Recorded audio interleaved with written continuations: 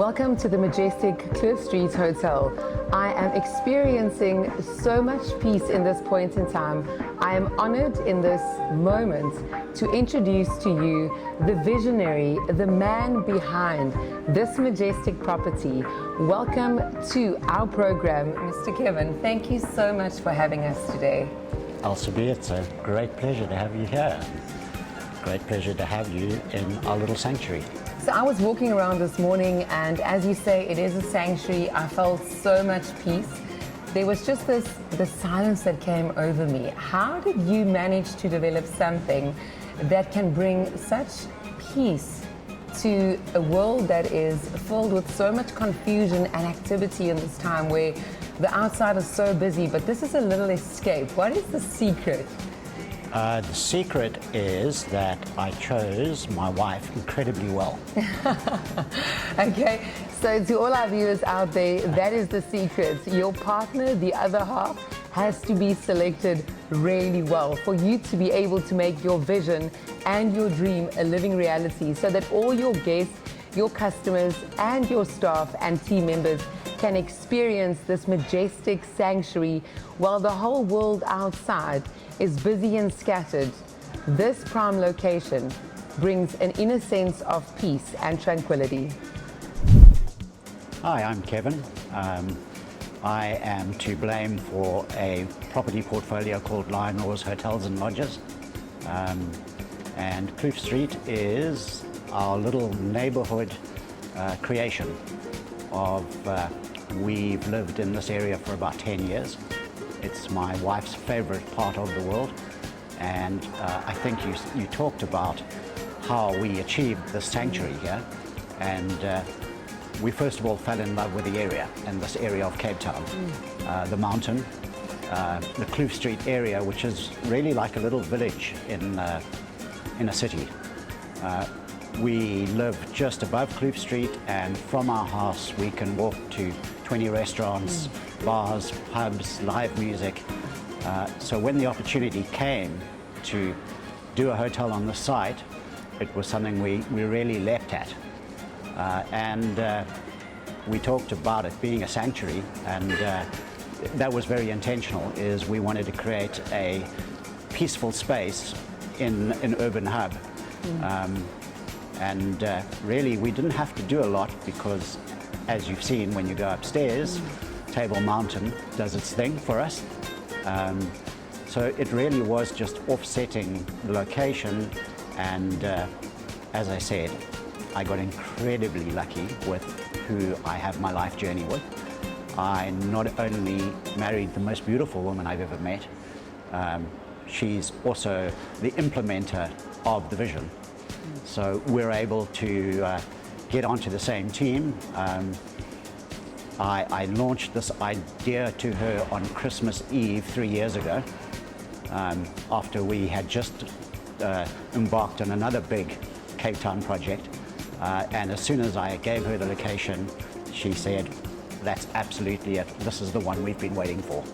So Kloof Street Hotel became our interpretation of Lion Roar's Cape Town Sanctuary. Now, interesting, something that is off book here for me. What and how did Lion Roar's come about? What's the story behind that?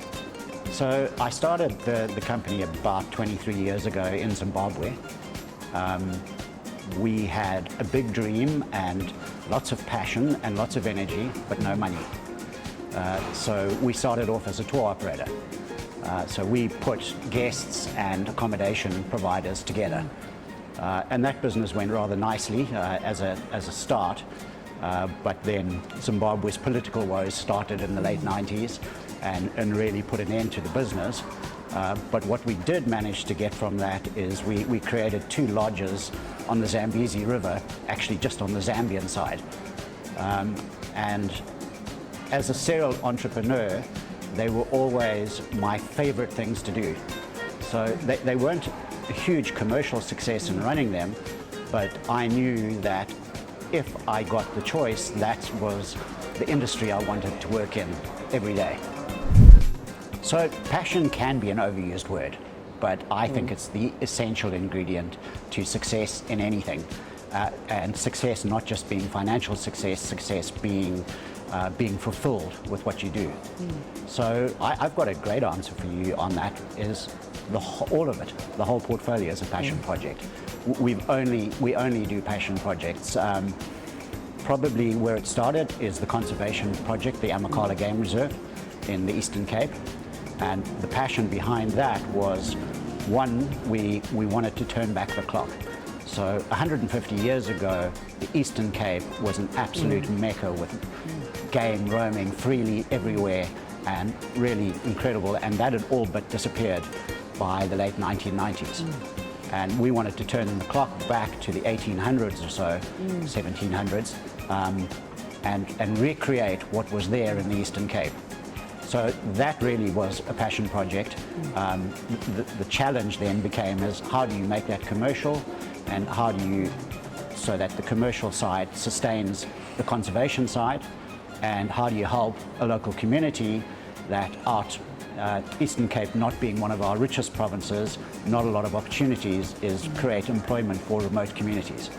So that was the original project of when we've just celebrated the Amakhala Game Reserve's 20th anniversary, and that's, you know, we can go and we go there with real pride. We've got the big five on the game reserve, and we've created a community. And I genuinely think that you can feel as if you're 150 years back in the past in that little sector of land. I can't wait to go and visit that, because I'm from the Eastern Cape, so I want to be able to experience that. So everything that you touch is a passion-based project. Your leadership, there's so much passion within you for hospitality. I mean, you kind of make me feel like the way that I speak about talent development and placements. So what my passion is, you've got that passion for hospitality, but with that passion, there must have been some areas where you had to come to a point. You spoke about Zimbabwe, where money was not as great in that time. How did you move from that to where you are positioned now with this beautiful portfolio that you have? How did you actually transition, and what are some of the sacrifices and the obstacles that you had to face and overcome?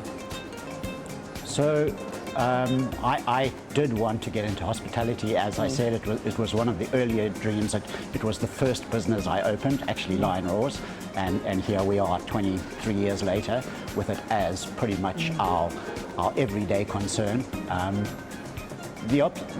had to go into other areas to try create the funds to do what I wanted to do.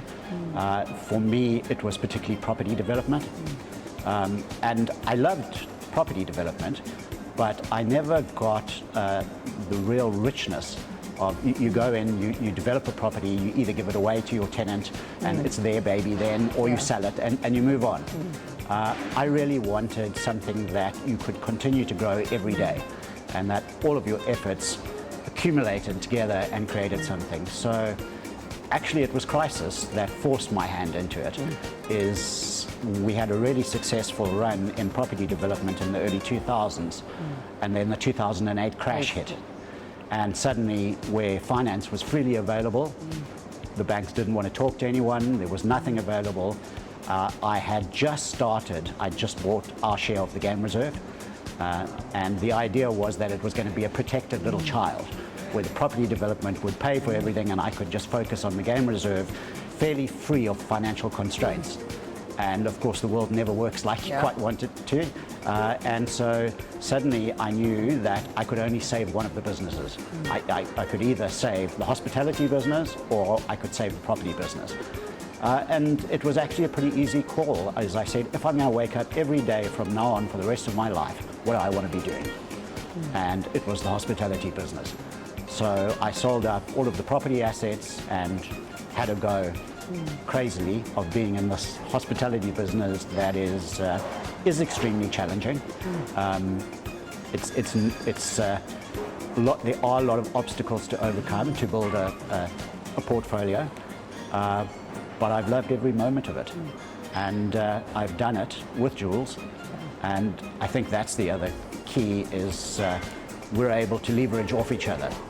I'm the guy with the big ideas and the big dreams, but you need a partner that can put it together and actually do it. So with Kloof Street, for instance, Kloof Street Hotel, is I put the idea together, I put the deal together, she came in and project managed the building. Brick by brick, she knows every piece of steel that was put in this building, managed all of that. And then incredibly, with a skill set, that then she created the atmosphere. You know, she created the softs, which is a very unusual combination for a person to have the discipline for project management and the artistic flair then to create the interior spaces. So for those young aspiring entrepreneurs out there that don't really have much money and they need to start building that creative portfolio to get into hospitality, what advice would you have for a young entrepreneur that wants to enter into hospitality? Just do it. I think Richard Branson said that first. Just do it. So passion and hard work and focus will always win out. I don't think that there are many successful entrepreneurs that say you need to start with money. You actually need to start with passion and hard work and focus. I'm a great believer in visualizing your goals, setting your dreams. I think you've got to feel and breathe what you want. So for me, I call it my roadmap, and I set my true north. And I think if young entrepreneurs could set a true north, understand that in setting a true north, you might sometimes have to go east and west, but as long as you know you're heading towards your true north, and every day you wake up and keep on resetting your compass for the north that you want to get, success will come.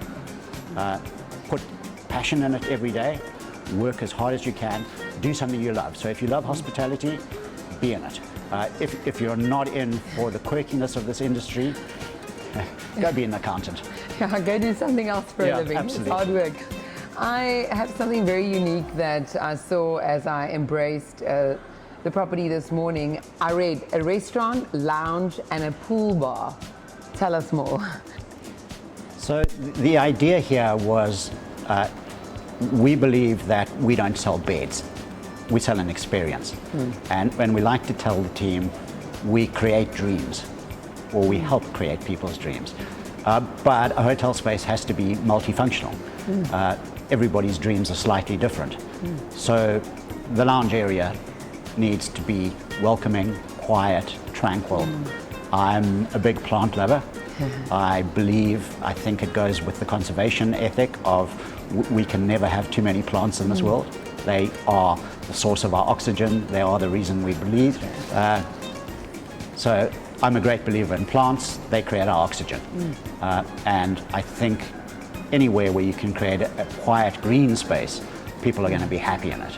So the lounge area needs to metamorphosize from a quiet, tranquil area like we're sitting in this afternoon, and then possibly in the evening pick up the tempo a little bit and become a pub, and be a place that you can have a single malt, another one of my passions, or for instance on every Saturday evening we have a salsa evening. So it then morphs into a dance floor where people are sharing moments. So a lounge in a hotel is a hybrid space. It needs to metamorphosize into all sorts of areas. The pool deck, well, we had the incredible opportunity here of when we walked on the roof of the old building that was here, there was a hidden gem.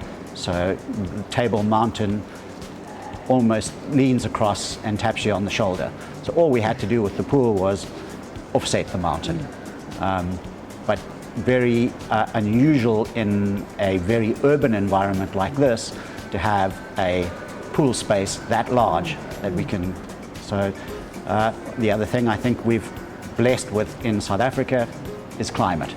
So outdoor area is really important. Pool space, the look on international visitors' faces when they not only see the mountain right up close, but that pool area and the beautiful South African sun coming down on you. So I think the pool area really plays a big part in the hotel's vibe. And also the whole experience. The salsa evening, is that taking place tomorrow night? Is there a salsa evening? Yeah, we'll be at the salsa night tomorrow night. So the property has 66 rooms. It's a really interesting accommodation offering in that what we've tried to do is create a space for almost every budget. So we start with what we call our pods, which is a no frills, no wasted space room. They're generally only about 18 square meters, which is cozy, and that's why we call them pods, but every pod has a mountain view. So you get exactly what you need. You get a view of the mountain. It's a place to rest your head, and for those travelers that don't want to blow their budget on their hotel room and keep a little bit in store for all of Kloof Street's offerings and go eat out and go up the mountain and do all of the great Cape Town activities, it's a great offering.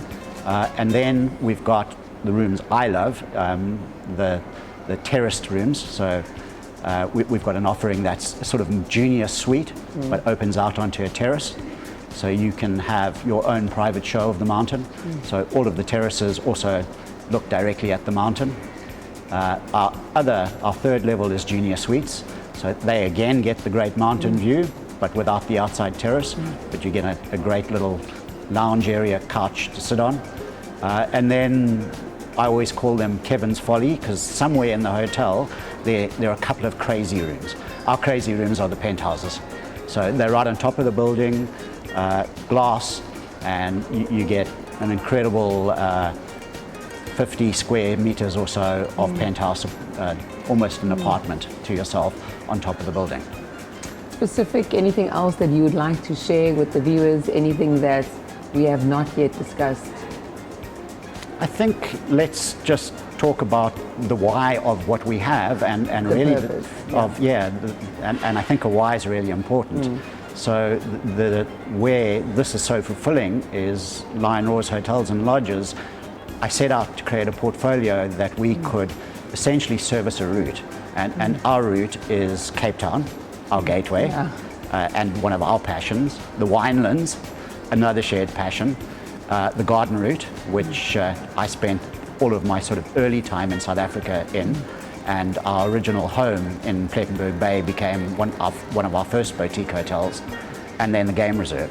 So I think it's a great showcase of South Africa, of Cape Town winelands, the beauty of the garden route, the beaches, and then a wildlife conservation experience on top of that. So in terms of events, I think there are two sort of things that we aim for. Is one, to create a vibe, to have fun, so to attract people to the restaurant.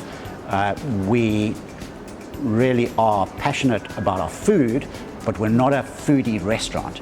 We're a place where you can get great food, simply prepared, and you can have a lot of fun. So the events, we've talked about the salsa evening, we have wine pairing evenings, we support wine farms that we really like and get them here. We have whiskey tasting evenings.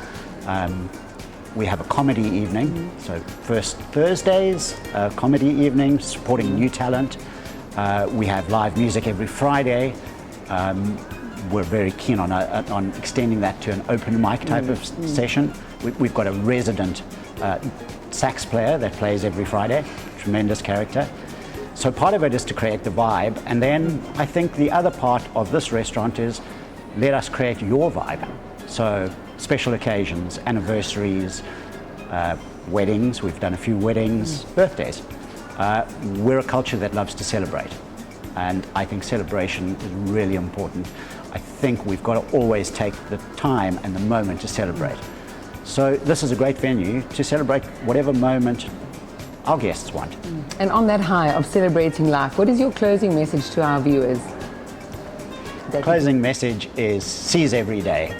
This is a wonderful journey we're on. Wake up with gratitude and passion. Go enjoy your day. It's a great journey. You can have so much fun. We have a wonderful country to enjoy.